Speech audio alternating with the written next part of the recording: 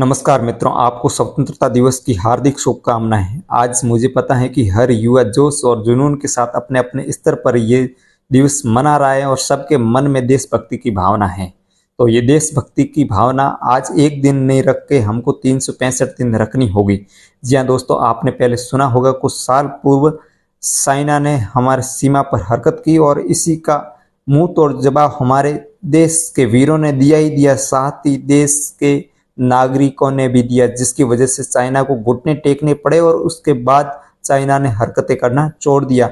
जी हाँ दोस्तों, आपको पता ही होगा कि पहले मार्केट में सबसे ज्यादातर खिलौने थे वो भारत में चाइना के आते थे और दीपावली के ज्यादातर फटाके थे वो भी चाइना से आते थे। पर देखा और सब देश की बात इतनी चली कि चाइना को घुटने टेकने पड़े और आज चाइना वो हरकतें नहीं कर रहा है। जी हाँ, आज का समय भी कुछ वैसा ही वैसा है। अमेरिका ने हमारे देश पर 50% टैरिफ लगा दिया, 25 से 50% कर दिया है। तो ये बात सीधी सी है, यहाँ से सामान जाएगा, टैरिफ बढ़ा है तो अवश्य ही सामान महंगा होगा, जिसकी वजह से हमारी कंपनियों का सामान वहां पर कम बिकेगा, यानी लोग खरीदना कम कर देंगे।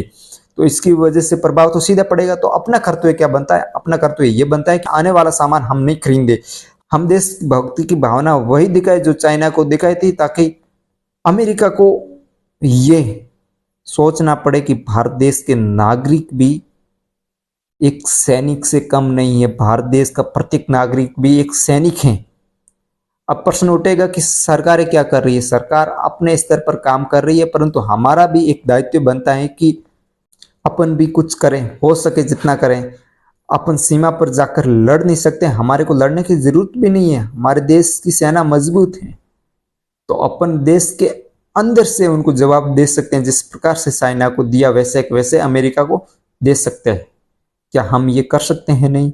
आइए इस स्वतंत्रता दिवस पर यह प्रण अवश्य लें कि जो हमारे देश के ऊपर आंख उठा के देखेगा उसको जवाब देना हर भारतीय को आता है। धन्यवाद। भारत माता की जय। वंदे मातरम।